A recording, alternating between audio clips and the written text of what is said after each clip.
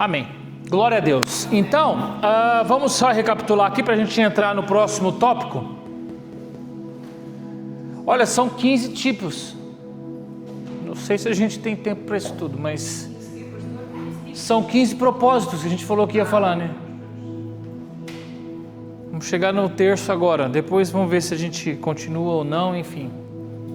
Então, nós falamos que a oferta, um dos propósitos que você pode destinar para a tua oferta, pode ser como gratidão a Deus, pode ser como honra a Deus.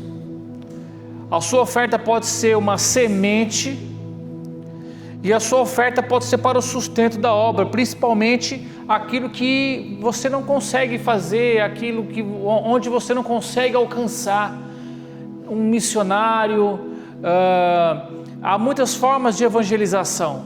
Você pode evangelizar, por exemplo, escrevendo um livro, e esse livro vai alcançar vidas. Você pode evangelizar gravando um curso, criar um DVD, colocar na internet. Você pode evangelizar sendo um missionário. Tem várias formas, só que nós não alcançamos todas as formas. Amém ou não amém?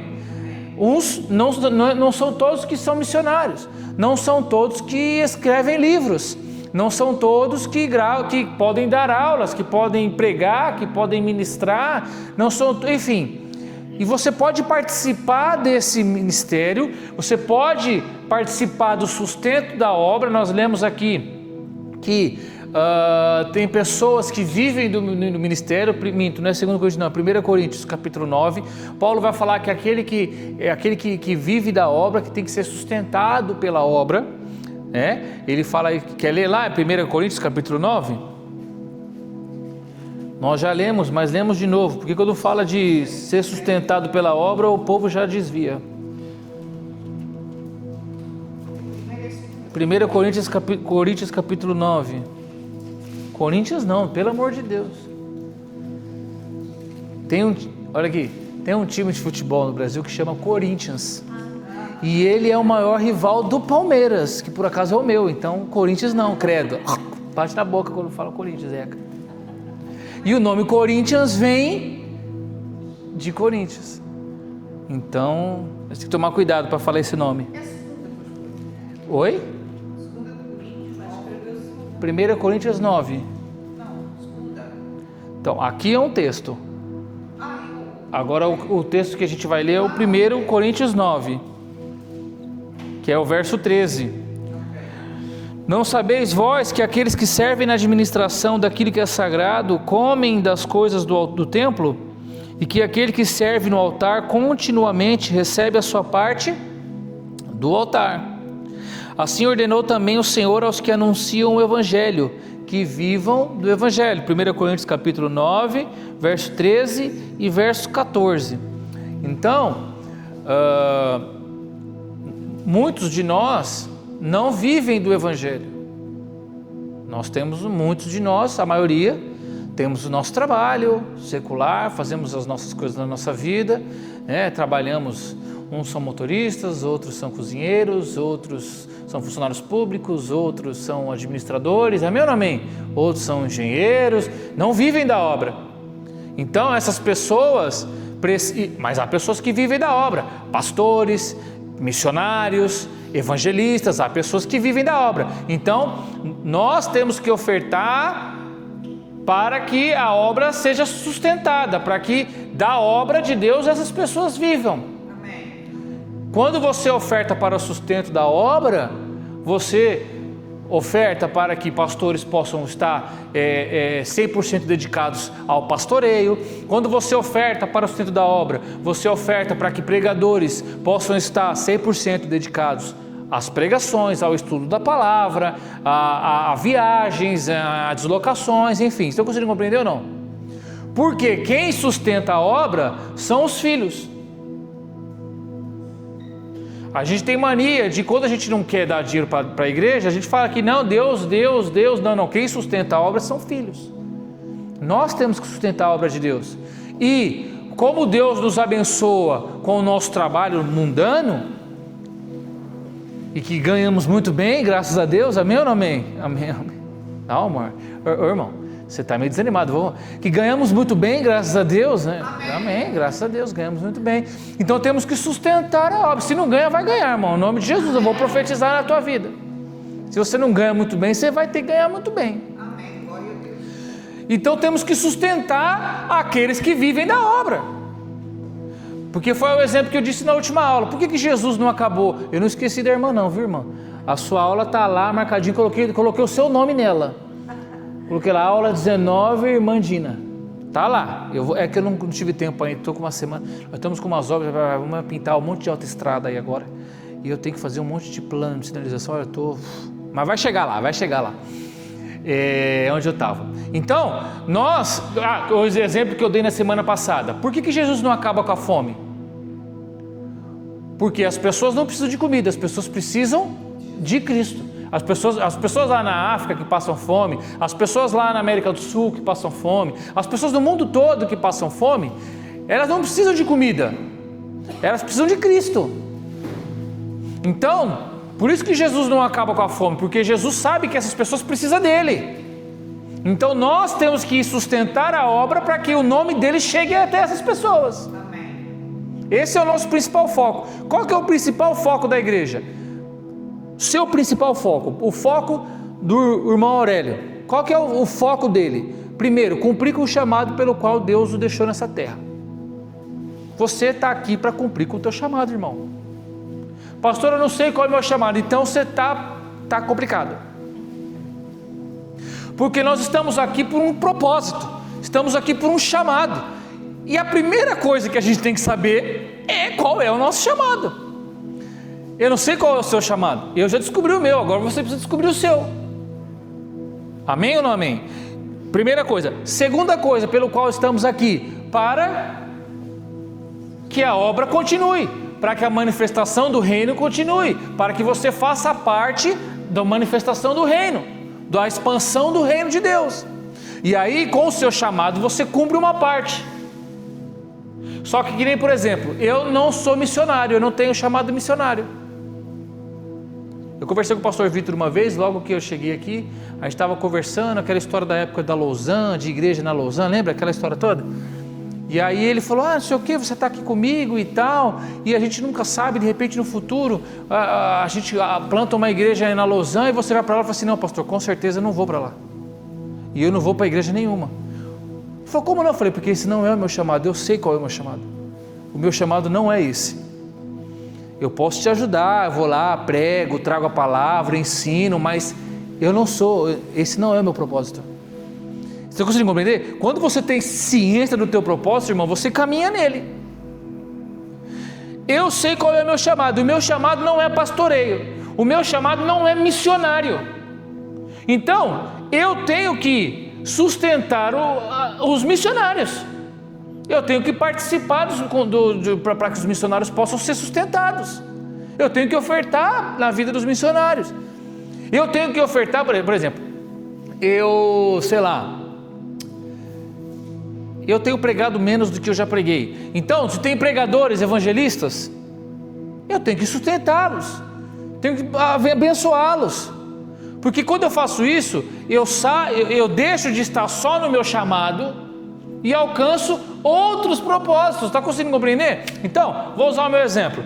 Que é o que eu estou dizendo aqui. Nós temos duas coisas na nossa vida. Uma é o nosso chamado, amém?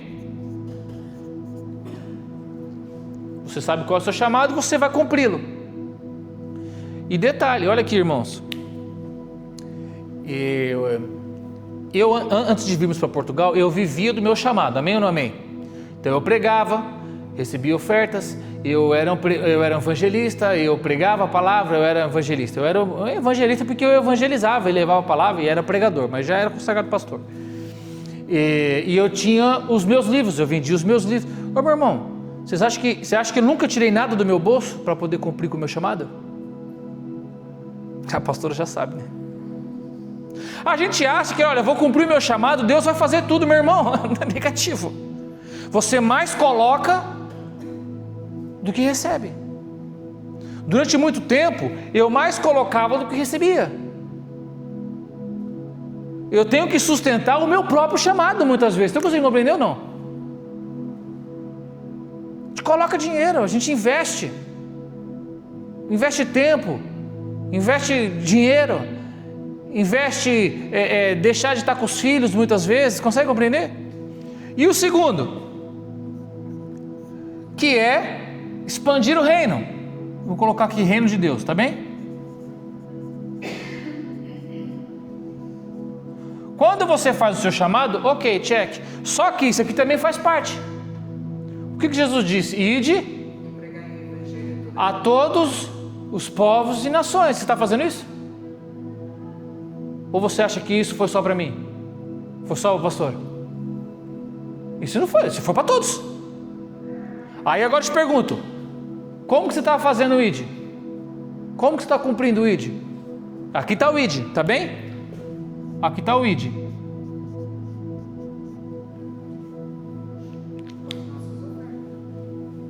Quando você sustenta a obra de Deus, quando você oferta na vida de missionários, quando você oferta na vida de evangelistas, com pessoas que estão indo, você não pode ir, porque você trabalha, porque eu não fui chamado para isso, não sei pregar, não sei falar. E amém, irmão, não é todo mundo que sabe pregar. Não é todo por quê? Porque não foi todo mundo que foi chamado para pregar. Se só tivesse pregadores, quem que ia ensinar?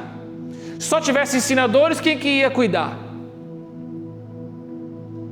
Se só tivesse quem cuidasse, lembra que eu falei para vocês? Então nós temos aqui Efésios capítulo 4, versículo 11, apóstolos, temos evangelistas, temos pastores, temos mestres e temos profetas. Se todo mundo for apóstolo, quem que vai ser evangelista? Se todo mundo quiser plantar a igreja, como esses caras aqui plantam, se todo mundo quiser ser enviado como esses caras aqui são, quem é que vai evangelizar? Se todo mundo quiser evangelizar, pregar a palavra, quem é que vai plantar igrejas? Se todo mundo quiser ser missionário, porque o missionário se encaixa aqui no evangelista, amém ou não amém? Quem vai cuidar? Porque esse aqui não cuida, o evangelista não cuida, o apóstolo não cuida. O apóstolo vem, já ensinei para vocês, o apóstolo vem aqui, não tem igreja, não tem nada aqui. Ele vem aqui, começa ali, prega ali na praça e tal, não sei o que, junta meia dúzia de pessoas, pronto, agora estou indo embora, tchau para vocês. Vou mandar aí alguém para cuidar de vocês, mas quem cuida é o pastor. Ah, mas vocês não sabem, a gente nunca ouviu falar de Jesus, nada. Então pera lá que eu vou mandar para vocês um mestre aí que vai ensinar para vocês as escrituras. Se todo mundo quiser ensinar, quem vai cuidar? Porque mestre também não cuida. Pelo contrário, irmão, numa igreja que tem mestre, tem que ter um pastor, porque esse mestre aqui, se deixar só por conta dele, desvia todo mundo, porque ele vai dizer o que está na palavra. Pastor, posso casar de... Mestre, posso casar de novo? Não. Aí vem o pastor, não, calma, irmão, senta aqui, vamos conversar. O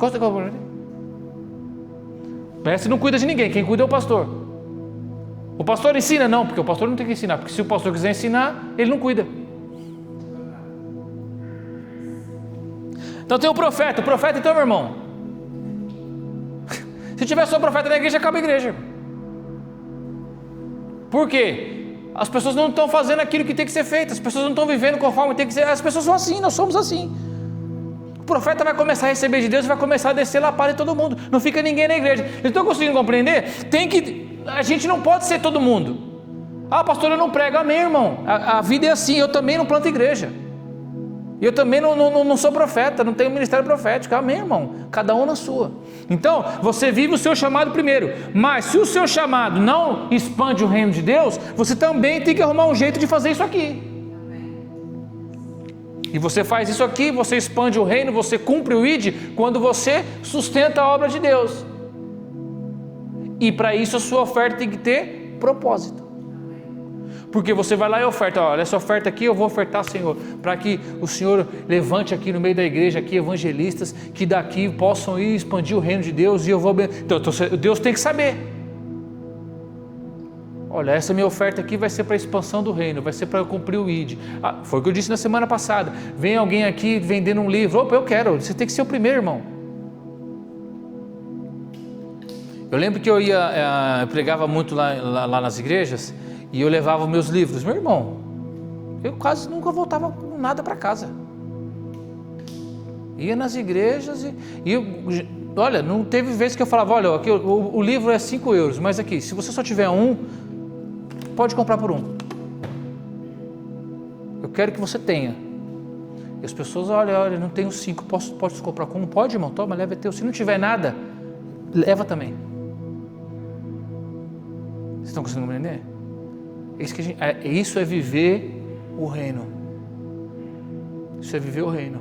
Eu lembro que veio aqui o pastor, aquele Lucas, lembra? Trouxe aí um monte de livro, ficou aí um tempão. Não, irmão. Porque quando você vai, você planta uma sementinha no reino. O pastor Lucas veio aqui, deixou o livro. Você comprou um livro, 1 euro, 2 euros. Uma vida que ele ganhar lá fora, vai cair no teu galardão, irmão. Por quê? Porque você participou do ministério daquele homem. Olha só, irmão. Claro que você não vai ofertar pensando nisso, né? Eu vou ofertar aqui porque vai que ele ganha lá umas 3 almas e opa, já caiu umas 2 no meu colo. Não é assim, né, irmão? Claro que não. Mas quando você tem dentro de você que você sabe que você está vivendo o ID, mesmo não indo, olha que bênção, irmão.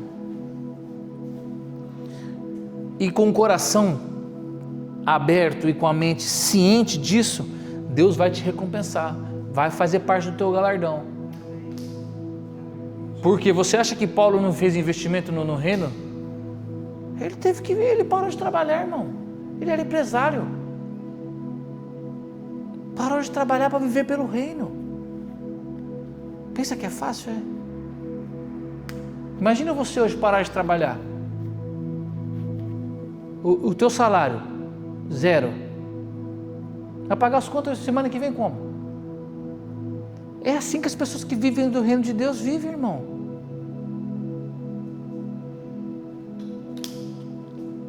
Amém ou não amém? Não é fácil. Então nós precisamos também ofertar para sustentar a obra de Deus. Pastor, eu já dizimo, pastor, eu já oferto todo dia. Amém, irmão. Então, tem aqui um chamado missionário. Contribua com o chamado missionário também.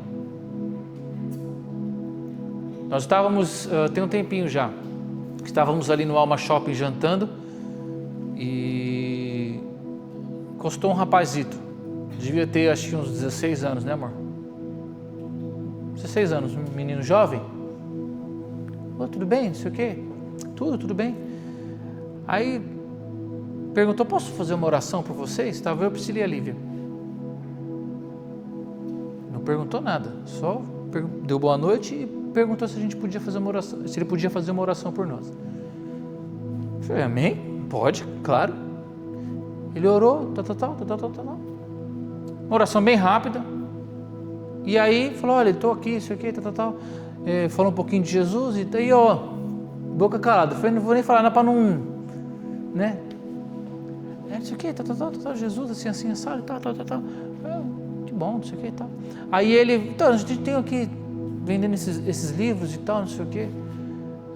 Tinha lá, acho que uns 4 títulos de livro. Fomos lá, compramos 2. Acho que era, sei lá, 10 euros cada um. Era até meio caro. Mas o livro era fininho e tal, mas enfim, compramos 2. O menino foi embora. Ou seja, nós estamos contribuindo. Ele nem sabe que a gente é crente, ele nem sabe.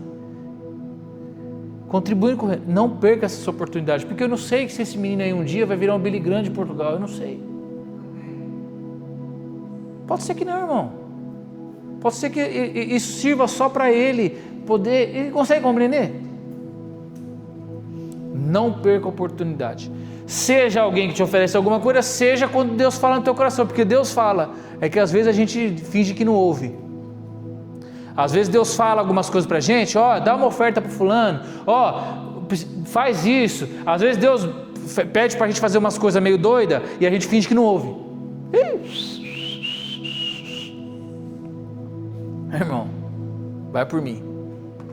Geralmente quando Deus fala algumas coisas meio doidas, olha, faz, porque olha, vai ser bênção. Amém? Então quando você for ofertar, também pode ser por este propósito. Então,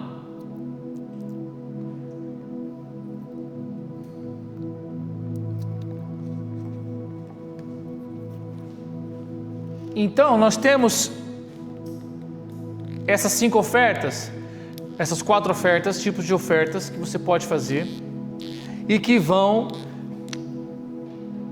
casar com aqueles 3 tipos, lembra que eu disse no início? Que era o holocausto, vou colocar aqui no cantinho, que era o holocausto, que era o manjar,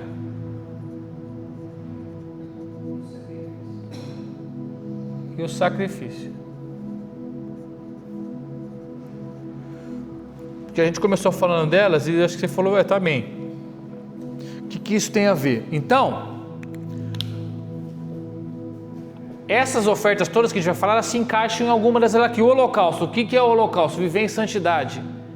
É renúncia. É consagração total. Lembra que o holocausto ele era totalmente queimado? Então, quando você é grato, você se entrega totalmente a Deus. Quando você honra a Deus, você renuncia a si mesmo para honrá-lo. Quando você planta uma semente, é uma consagração daquilo que você quer que cresça para Deus. Manjar é participar da ceia, é viver uma vida de constante gratidão, de lembrança de que Ele virá. Ou seja, o sacrifício é o louvor, é a oferta como honra, como gratidão, como sacrifício de louvor. Amém ou não amém? Nós lemos aqui Filipenses 4,18. Quer ver?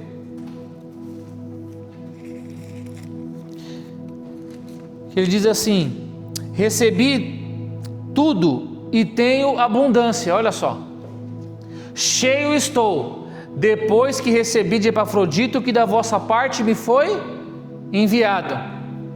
E ele recebeu como? Como cheiro suave, como sacrifício agradável e aprazível a Deus.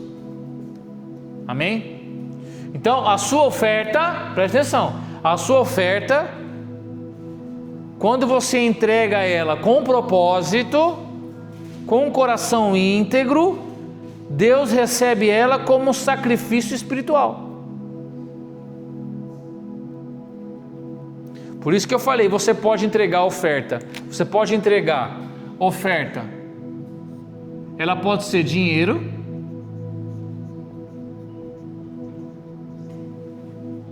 E ela vai ser sempre dinheiro. Amém, irmão? A igreja precisa de dinheiro. Esquece essa história de que não, a igreja não precisa. Não, a igreja precisa, porque paga a conta de luz como? Com amém, glória a Deus? Chega lá para o estado e fala: olha, louvado seja Deus pela tua vida, obrigado por nos enviar aí tantos quilowatts. Deus te abençoe. Dá para pagar a conta de luz assim? Não dá. Então a igreja precisa de dinheiro. Só que a sua oferta ela pode ser dinheiro e ela pode ser espiritual também. Ou seja, você pode entregar dinheiro e amém, a igreja vai te agradecer, vai pagar a conta. Ou você pode entregar dinheiro mais um louvor aprazível a Deus, um cheiro suave e agradável a Ele. Porque não vai deixar de ser dinheiro. Ela é dinheiro no mundo físico. Porque com aquele dinheiro vai pagar a conta. Porque com aquele dinheiro vai fazer a reforma. Porque com aquele dinheiro vai comprar o microfone. Porque com aquele dinheiro vai fazer o que tiver que fazer. Só que no mundo espiritual, ela sobe como cheiro e incenso agradável a Deus. Ela sobe como louvor. Ela sobe como um sacrifício espiritual. É isso que a gente busca. É isso que você deve buscar.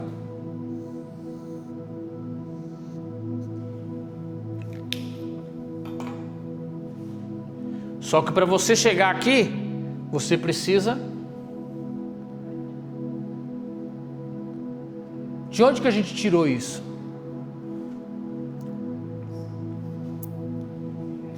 Já te ensinei. Abre sua Bíblia lá comigo no primeiro livro de... Jesus amado. Samuel.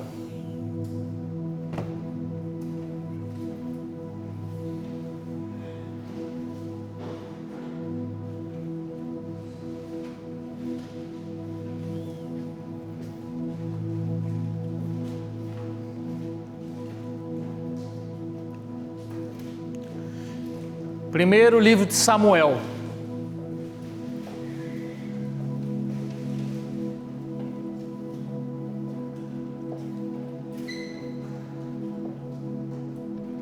Todo mundo achou? Bom, você conhece a história, né? Então, Eucana tinha duas mulheres. Ele tinha Ana e tinha, como que é o nome da outra abençoada? Penina. A Bíblia vai dizer que Eucana amava a Ana. Amém? Só que Ana não tinha filhos, mas Penina tinha filhos. E a Bíblia vai dizer que esse homem, ele ia todo ano até o monte para adorar a Deus com as suas ofertas. Olha lá, vamos ler o capítulo 1, verso 1. Houve um certo homem de Ramatim Zofim, das serras de Efraim, que se chamava Eucana, filho de Jeroão, filho de Eliú, filho de Tou, filho de Zuf, efraiminista. Ele tinha duas mulheres, uma se chamava Ana e a outra Penina. Olha aqui para mim. Ana significa graça. Penina significa joia. Então ele tinha a graça e ele tinha a joia. Mas a Bíblia vai dizer que esse homem era um homem justo e que ele amava mais a graça. E este homem subia todos os anos da sua cidade para adorar e ofertar ao Senhor Jeová dos Exércitos. Olha aqui, ele sobe para adorar e ofertar. E estavam ali os filhos de Eli, Ofni e Finéias, sacerdotes do Senhor. E aconteceu um dia, quando Eucana oferecia um sacrifício, que ele deu porções do sacrifício a Penina, sua mulher, e a todos os seus filhos e filhas. Mas a Ana ele deu porção. Olha aqui, irmão. Você tem que dar porção dobrada de tudo aquilo que você tem para a graça de Deus, não para joias no mundo.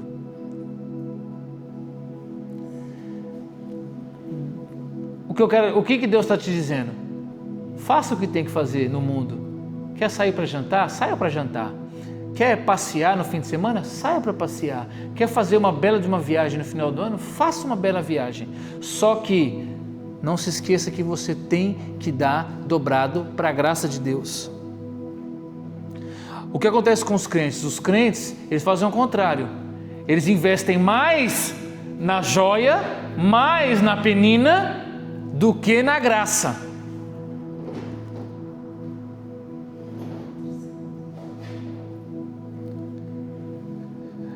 Mas a Ana deu a porção dobrada. Por quê? A amava. Pode falar, irmão. É que aqui nesta tradução está a coisa ao contrário. Ele amava muito a Ana, mas só lhe dava a porção que lhe correspondia a ela. O Senhor não lhe tinha dado muito. Versão ruim essa daí. Já troca e já vai, já troca para outra. Bíblia para todos, edição. Bíblia para todos, edição Satã. Eu por acaso confio. Mas sabe por quê? Sempre assumi como. Eu compreendo. Algumas traduções da Bíblia que tem essas linguagens mais simples, mais facilitadas, geralmente elas têm a percepção daquele que traduziu. Então não é muito boa. Olha aqui, já aproveitar para ensinar para vocês, já ensinei. A Bíblia, quanto mais antiga a versão, melhor. Amém? Agora saí da católica e fui para... Era católica? Pior ainda. Mas porque para todos está igual. Vai para Almeida Ferreira mesmo, que ela ainda é menos pior. É assim mesmo, eu também tenho. Oi? Eu também tenho uma Bíblia dessas. A minha é a Nova Tradução da Linguagem de Hoje. Ela é boa para você ler Crônicas, Levítico, porque ela é bem mais fácil. Já voltamos à realidade. Amém, glória a Deus. Almeida Corrigida e Fiel é ótima. Então, mas a Ana, ele deu porção dobrada, ou seja, para a graça, a gente tem que dar mais para a graça do que para a joia. A gente não pode deixar de dar a joia. Está conseguindo compreender, irmão? Porque o crente é o seguinte, tem crente que ele vira crente e ele simplesmente para de viajar, para de se divertir, para de sair, Não, irmão, não precisa fazer nada disso, deixar de fazer nada disso. Pode sair, pode se divertir, pode jantar fora, pode viajar, pode e deve. Mas você não pode viver mais disso do que daquilo do reino de Deus. Você não pode deixar de dar mais para o reino de Deus do que para as coisas do mundo. Até contei o exemplo aqui do estacionamento. Lembra que eu disse que eu paguei 30 euros de estacionamento? Ou seja, para dar 30 euros para o estacionamento eu posso, agora aqui na igreja não posso. E a sua rival, olha o que a joia faz, olha o que o mundo faz. E a sua rival a provocava com o fim de desesperá-la. Olha o que o mundo faz com você, irmão. Ele fala, olha, você dá mais para mim do que para Deus. Olha só, Deus não faz nada por você. Você fica indo na igreja, dando dinheiro na igreja, e a sua vida não muda. Se diverte aqui que é melhor. Vamos passear. Não vamos para a igreja não. Não vamos investir no reino não. Essa é a nossa luta, não é, irmão? É só minha, deve ser só minha. A gente gasta num ano 2.000 euros se preciso for para fazer uma viagem, mas não tem coragem de oferecer isso na igreja, porque se oferecer na igreja é loucura. Oferecer para o reino de Deus é loucura, mas para ir viajar vai. Eu e Priscila vamos completar 25 anos de casados daqui 4 anos, né, amor? Não? Não é daqui 4 anos? Falha minha, piorou. 3 anos. Nós estamos juntando dinheiro para ir para as Maldivas. Então já começamos a juntar, mas está difícil. Mas estamos juntando, o plano é esse, amém ou não amém? O que eu quero dizer ou seja, eu posso juntar e posso ofertar para ir para as Maldivas, mas para expandir o reino de Deus não. É isso o que a Penina faz. Não, vai para as Maldivas. Para que expandir o reino de Deus? Não, vai para o Algarve. Precisa para onde for, irmão. E a sua rival provocava com o fim de desesperá-la, pois o Senhor Jeová a tinha privado de ter filhos. Olha aqui, está vendo? Não, você vai fazer o que na igreja? Você vai fazer o que ofertando isso tudo na igreja? Você não consegue nada de lá, não vem nada para lá. Para que você vai fazer isso na igreja? Aqui não, aqui tem alegria, aqui tem felicidade, aqui tem bem-estar, aqui você se sente bem, você está muito estressado. E assim acontecia todos os anos quando ela subia à casa do Senhor, todos os anos, ou seja, é sempre que isso está batendo na nossa mente, razão pela qual ela chorava e não comia. E Eucana seu marido lhe disse, Ana, por que choras e por que não comes? E por que está triste o teu coração? Acaso não te sou melhor do que 10 filhos? Ah, irmão, para de graça, irmão. Para de graça, irmão. Olha o que Deus está falando para você. Olha o que Deus está falando para você. Eu não sou melhor do que 10 viagens para Maldivas? Eu não sou melhor do que 10 viagens para o Algarve? Eu não sou melhor do que jantar fora todos os dias? Eu não sou. Deus está te falando isso aí. Um dia Ana se levantou depois de terem bebido e comido em Siló, enquanto o sacerdote do Senhor Jeová, estava sentado numa cadeira junto ao pilar da porta do templo. E com grande amargura de alma orou e chorou copiosamente diante do Senhor Jeová.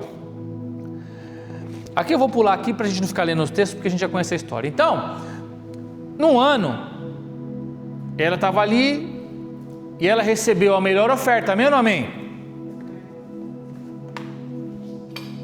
Então ela recebeu a melhor oferta.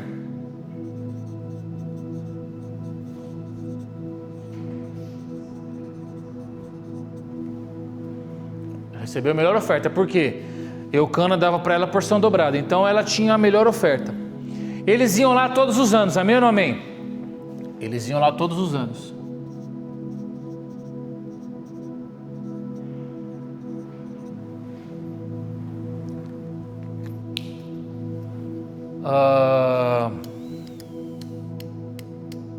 Flávio Joséfo, foi um historiador judeu do primeiro século, ele diz que eles foram lá por 24 anos.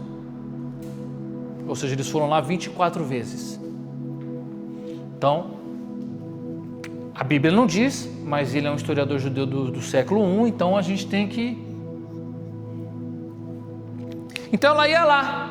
Num certo ano, ela esteve lá com a melhor oferta e ela se ajoelhou no templo, como ela fazia sempre, e começou a chorar e clamar, porque ela queria ter filho.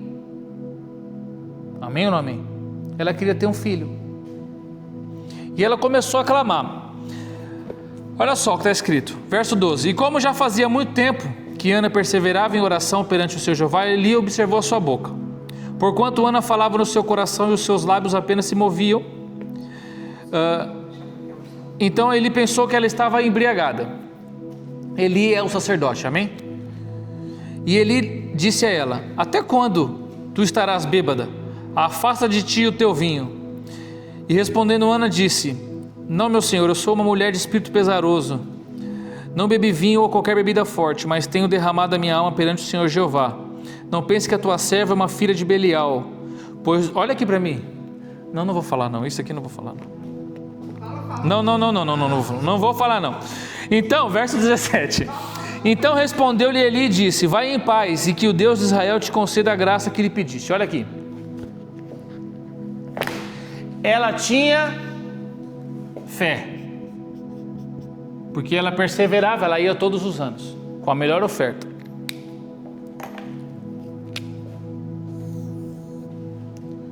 Isso aqui foi o suficiente para ela? Nos 23 anos antes? Tirando o 24º ano, que foi o último, nos outros 23 anos, ela conseguiu aquilo que ela queria? Não. Ela ia lá todos os anos, ela tinha a melhor oferta e ela tinha fé. Foi o que nós lemos aqui. Ela conseguiu o que ela precisava? Não conseguiu. Não conseguiu. E a vida nossa é assim, irmão. Muitas vezes a gente é perseverante. Muitas vezes a gente traz a melhor oferta. Muitas vezes a gente tem fé, só que as coisas não acontecem. E por que não acontece? Pergunte para mim por quê.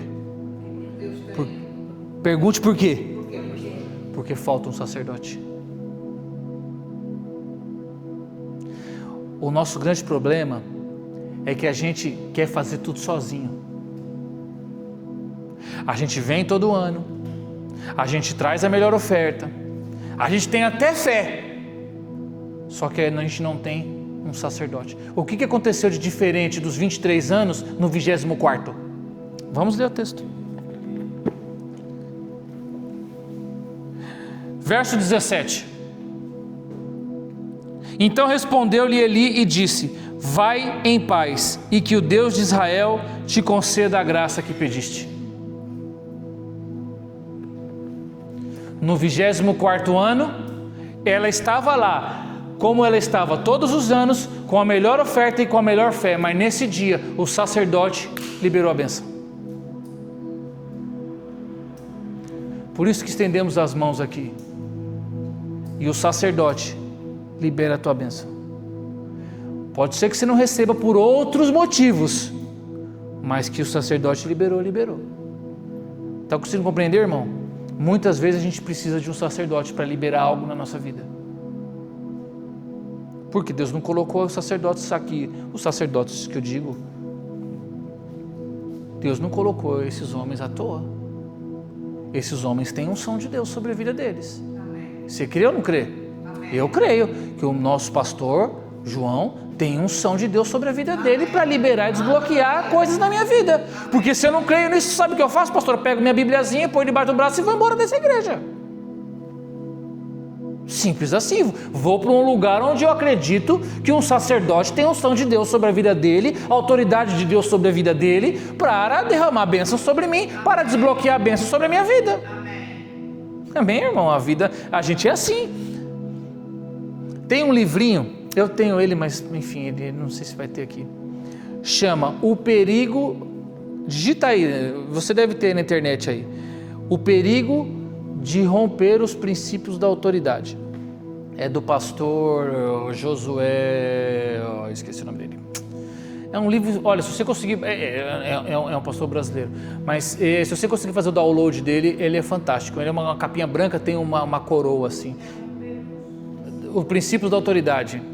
Quebrar, achei quebrar. O perigo de quebrar os princípios. É isso, irmão Rubem? Achou? É um livro. Isso, José Gonçalves. É um livrito branco que tem uma coroa assim, uma coroa dourada na capa, não é isso? É fantástico. É um livrinho pequeninito, não tem nem 100 páginas. José Gonçalves. Assim, ele é um pastor espetacular, ele é especialista em casais. Só que também tem outras valências, né? O que diz esse livro? O que diz esse livro? Ele vai falar sobre a importância de nós cristãos nos colocarmos debaixo das autoridades, porque, inclusive, acho que não me engano, o prólogo do livro é aquele versículo que diz que Deus que colocou todas as autoridades sobre nós, ou seja, nós temos que saber nos colocar debaixo das autoridades que Deus levantou sobre a nossa vida, e aí ele vai dizer lá um monte de coisa, não vou te contar porque você vai ler o livro, enfim, também não tem nem tempo para isso.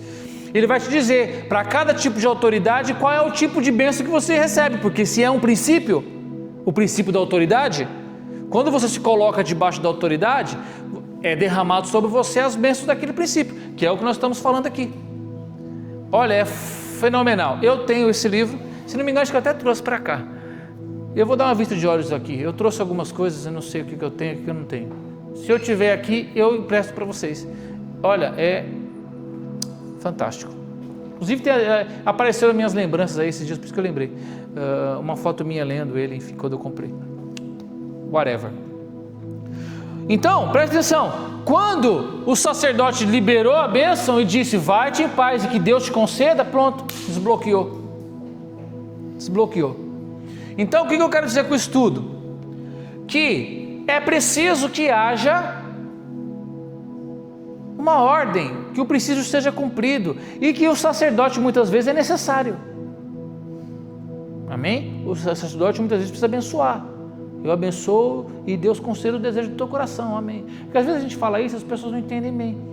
Fala, que o desejo do meu coração seja concedido. Sim, irmão. Deus quer que todos os desejos do seu coração sejam cumpridos. Ele quer que você seja plenamente feliz. Só que já falei sobre isso aqui. Você tem que ter maturidade suficiente, porque tem coisas que você não tem porque você não é maduro ainda. E posso te falar, tem coisas que você não vai ter, irmão. Tem coisas que você deseja, que você ora, que você quer, só que tem coisas que você não vai ter, porque você vai morrer e não vai alcançar o nível de maturidade necessário para ter aquilo. E amém, irmão, o importante é viver a eternidade com Cristo, amém? E isso não é nada demais. A gente tem que ter a mente aberta em relação a essas coisas. Bens materiais, conquistas materiais, perdas materiais, porque às vezes a gente perde também. O irmão tem mais condições do que eu, e eu tenho. Amém, irmão? A gente tem que ter mente aberta quanto a isso. E a igreja é feita disso. A igreja é feita de homens que têm maior maturidade na fé do que outros, tem uns que têm mais condições financeiras do que outros. Sempre foi assim, irmão. Sempre foi assim. Nós vemos o ministério de Jesus. No ministério de Jesus tinha mulheres que eram ricas, Tinha homens que eram poderosos, tinha homens que eram, por exemplo, Nicodemos, que era um dos principais da sinagoga, ou seja, fazia parte do sinédrio. Nicodemos fazia parte do sinédrio, 64 homens justos, judeus justos, ou seja, ele era um dos principais da sinagoga, ele tinha uma sinagoga, ele fazia parte do sinédrio, ele que definia o que era certo e o que não era, junto com os outros homens do sinédrio, e era discípulo de Jesus. Nenhum dos discípulos de Jesus tinha a condição espiritual, eclesiástica do que Nicodemos, nenhum. Consegue compreender? José de Arimateia, falamos aqui no era um homem de alta influência no meio político, coisa que nenhum de nós aqui tem, e era discípulo de Jesus. Nenhum dos discípulos de Jesus tinha influência política, o poder político que aquele homem tinha, e era discípulo de Jesus. Agora imagina se Pedro fosse ficar enciumado porque Jesus, e acontecia isso, já ensinei para vocês, Jesus se encontrava com Nicodemos à noite, pastora, à noite, para que os discípulos não vissem, porque senão os discípulos ficavam enciumados, que Jesus tinha um discípulo que era um fariseu, que era do meio do sinédrio.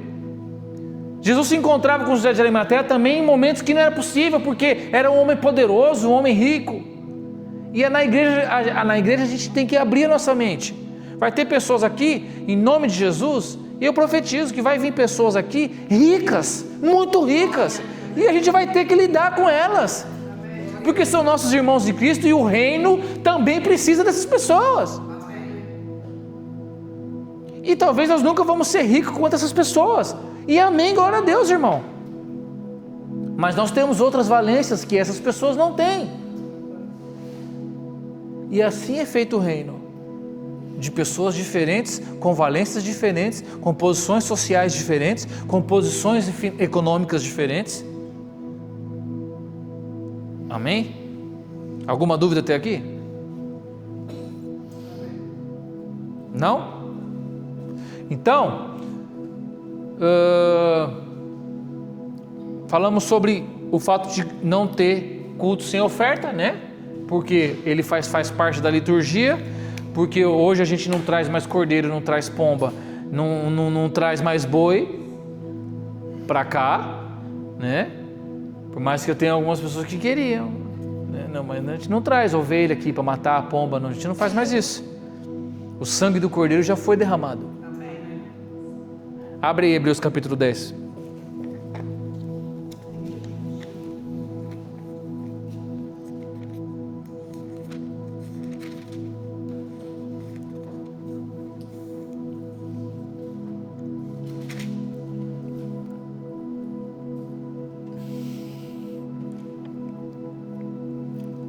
Verso 12. Cristo, porém, havendo oferecido um único sacrifício pelos nossos pecados, assentou-se para sempre à destra de Deus, e assim espera que os seus inimigos sejam postos como estrado dos seus pés.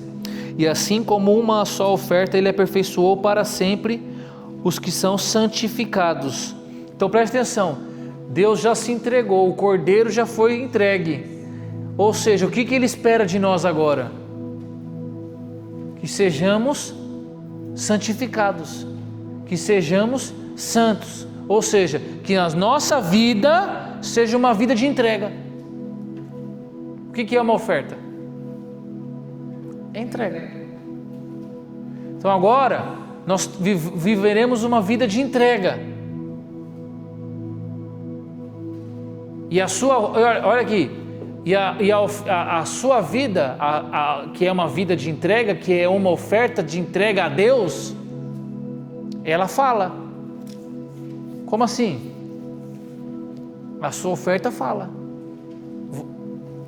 Está em Hebreus, né? Vai lá no capítulo 11.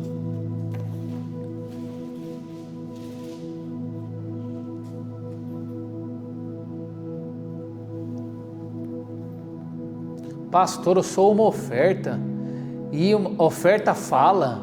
Irmão, você tem lido a Bíblia muito rápido. Verso 4. Pela fé, lembra? A gente começou falando de quem? De Abel e Caim, lembra? Pela fé, Abel ofereceu a Deus mais excelente sacrifício do que Caim. E, olha aqui, com base nele, alcançou o testemunho de que era justo. E Deus deu testemunho da sua oferta. E por meio de sua fé, depois de morto, ainda fala.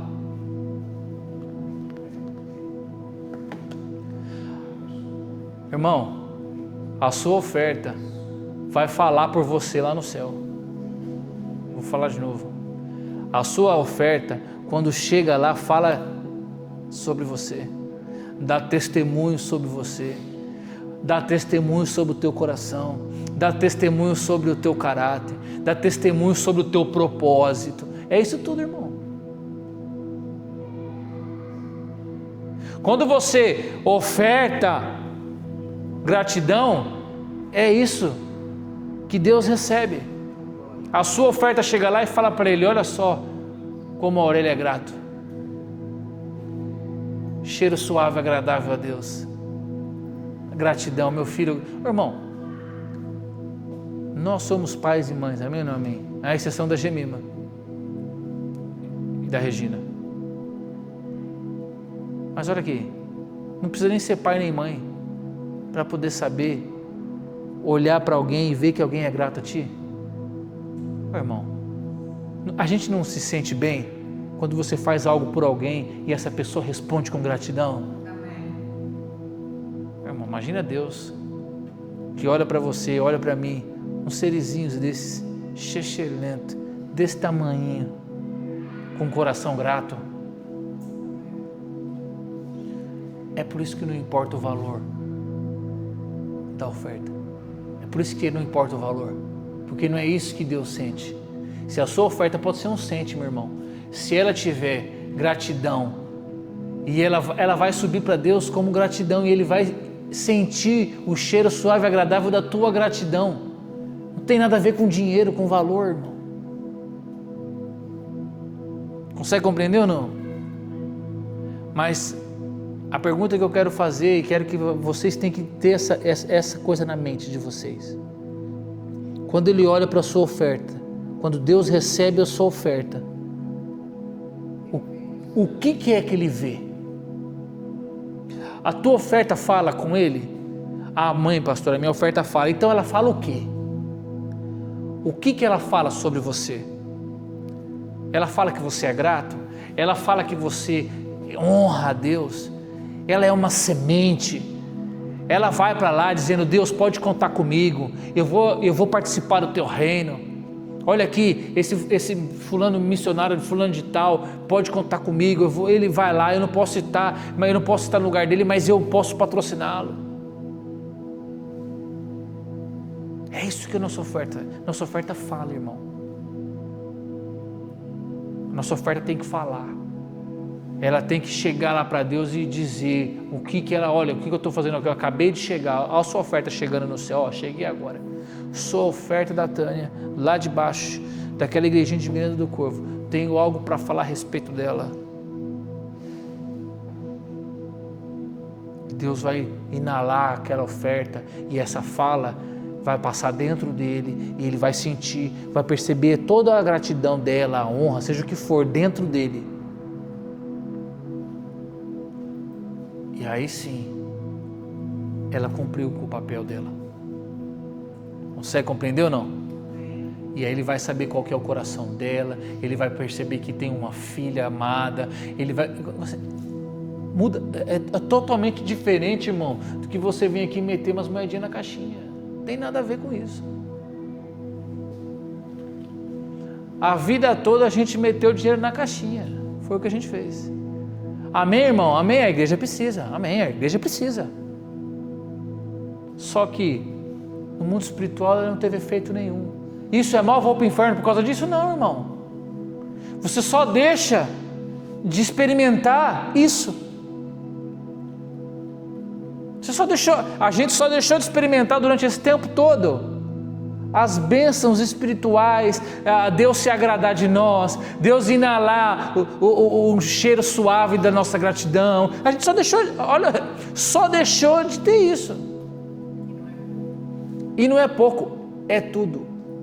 Faz toda a diferença. Foi o que Eucana disse para Ana. Não és tu, graça, reino, muito mais do que 10 filhos?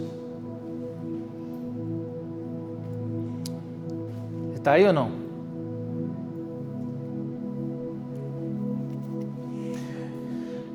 Então é isso. Eu quero falar agora, posto isso, essa introdução, posto isso, vou falar sobre mais uma.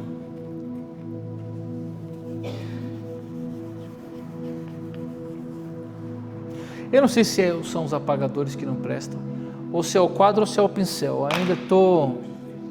ou os três. Jesus. A sua oferta pode ser uma oferta de comunhão a Deus. Comunhão com Deus. Olha que beleza.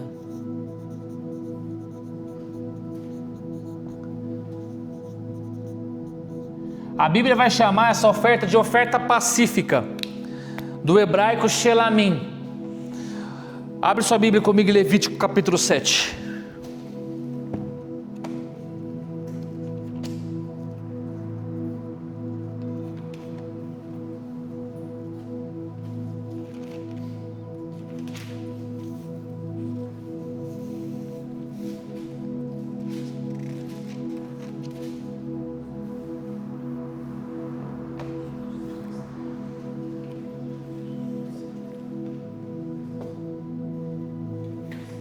As ofertas, irmãos, para você compreender, as ofertas em Levítico, elas vão estar separadas, eu acho que eu já disse isso, elas vão estar separadas para você, elas vão estar separadas entre holocaustos, manjares e sacrifícios.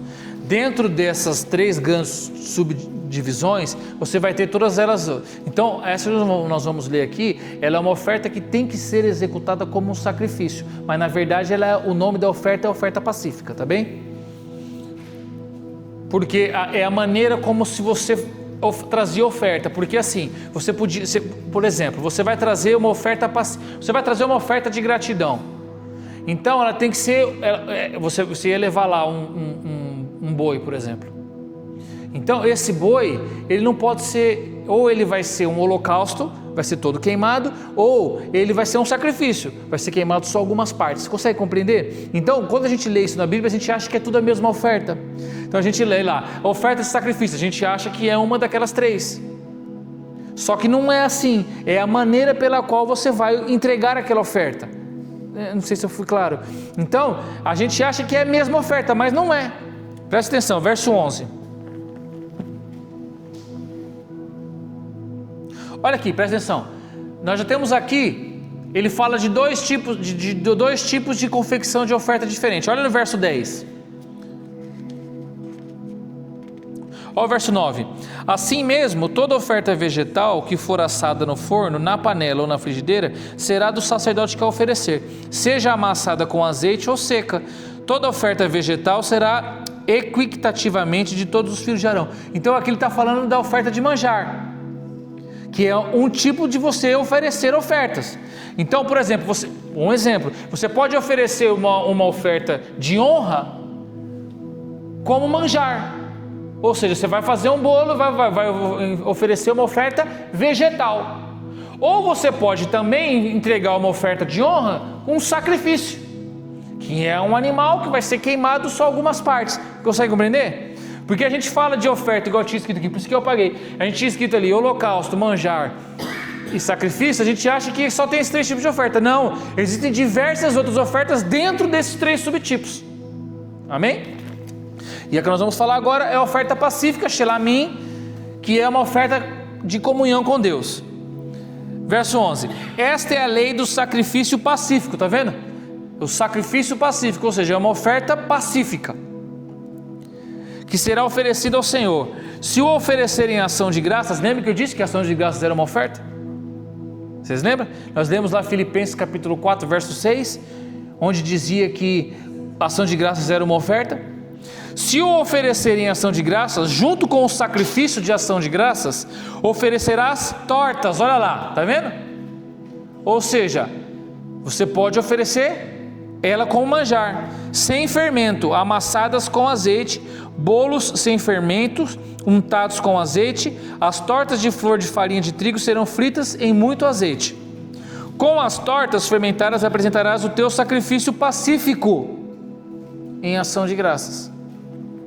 E se oferecerá um deles em cada oferta ao Senhor Jeová, que será do sacerdote que espargir o sangue do sacrifício pacífico. Mas a carne do sacrifício pacífico, ou seja, agora já está falando do sacrifício. Ele falou que ela vai ser como manjar e ela vai ser ou como sacrifício. Se for manjar, é daquela forma que nós lemos no início. Se for como sacrifício, ele vai dizer aqui agora. Mas a carne do sacrifício pacífico, em ação de graças, se comerá no mesmo dia em que for oferecido o sacrifício. Dela não se deixará nada até a manhã seguinte. Mas se o seu sacrifício for oferecido em cumprimento de um voto ou como oferta voluntária, a carne poderá ser comida no mesmo dia e a parte que dela restar também se comerá no dia seguinte. Você vê que nós estamos falando de oferta pacífica, de comunhão com Deus, mas ela também pode ser oferta voluntária. Eu ia falar sobre oferta voluntária mais para frente, mas ela já está aqui. Ou ela pode ser um voto, que eu ia falar sobre um voto mais para frente. Ou seja, você já aprendeu mais duas: a comunhão com Deus, o voto e a voluntária. Você vê que a maneira como você faz é diferente, por isso que não é a mesma coisa, percebeu? Se a sua oferta for uma oferta pacífica, ou seja, uma oferta de comunhão com Deus, você tem que comer ela tudo no mesmo dia. Olha lá, verso 15: dela não se deixará nada até a manhã seguinte. Então, quando você for oferecer uma oferta, aqui, estamos falando do Levítico, tá bem? Quando eles iam oferecer uma oferta de comunhão, ou seja, uma oferta pacífica, tinha que comer no mesmo dia. O sacerdote tinha que comer no mesmo dia. Se fosse uma oferta para um cumprimento de um voto, ou uma oferta voluntária, podia esperar o dia seguinte, que é o que está no verso 16. Mas se o seu sacrifício for oferecido em cumprimento de um voto, estão conseguindo compreender, irmãos, o que ele está dizendo aqui? É uma oferta que tem propósitos diferentes. Por isso que a oferta não pode não ter propósito. Estou me fazendo compreender? Olha aqui. A mesma oferta aqui, vamos falar só do sacrifício. O mesmo sacrifício, ou seja, o mesmo animal que vai ser morto e queimado, ele pode ser ou para comunhão com Deus, ou para cumprimento de um voto, ou para uma oferta voluntária. O mesmo animal, ou seja, a mesma oferta, a mesma moeda, a sua moeda que você tem aí, ela pode servir para as três coisas diferentes. Se ela serve para três coisas diferentes, se ela pode servir para três coisas diferentes, por que você, quando oferta, não define nenhuma? Entende que eu quero chegar? Por que nós estamos falando sobre isso aqui? Está explicado aqui. E está explicado em todo o livro de Levítico. Toda vez que você vai entregar uma oferta, ela tem que ter um propósito. Deus precisa saber o porquê que você está entregando aquela oferta. E nesse caso aqui nós vamos falar da oferta de comunhão, que é a oferta pacífica. Amém? Poderíamos falar sobre o voto, poderíamos falar sobre a oferta voluntária. Vamos até falar, se tivermos tempo, mas agora nós vamos falar sobre comunhão com Deus, é a oferta pacífica. Por que ela é uma oferta? É assim, olha aqui para mim. Por que a gente fala que a oferta pacífica é uma oferta de comunhão com Deus? Porque ela é um pedido de paz. Ela é uma oferta que o próprio nome já diz, ela é pacifista. Ela é uma oferta que você pede paz. Você declara a Deus paz com Deus. Você declara para Deus: olha, vem cá, esquece tudo. Esquece tudo. E olha, eu sou um idiota. Eu só fiz bobagem. Olha, eu não acredito. Olha, vamos começar do zero. Essa é a oferta pacífica, é a oferta de comunhão com Deus. Porque, irmão, às vezes a gente está assim, a gente passa um momento da nossa vida assim, ou é só eu? Já estou umas 2 semanas sem orar, meu Deus. Ô Senhor, já estou aqui, já estou falando uns palavrão aqui, já estou nervoso, já estou quase voltando a ser o que eu era antes. Pera lá. Ó Senhor, vou entregar uma oferta de comunhão contigo. Vamos começar do zero, pera lá. Às vezes a gente precisa. Poxa, eu estou sem ler a Bíblia já tem 3 dias. Olha só, se fosse só 3 dias. Eu estou sem ler a Bíblia já tem 3 dias. Olha só, eu estou me sentindo afastado. Olha, estou distante. Olha, eu andei falando uns palavrão aí. Olha, xinguei meu vizinho. Não é nada disso. É essa a oferta. A gente também é assim, irmão. A gente também é assim. Às vezes a gente sobe no tamanco gospel e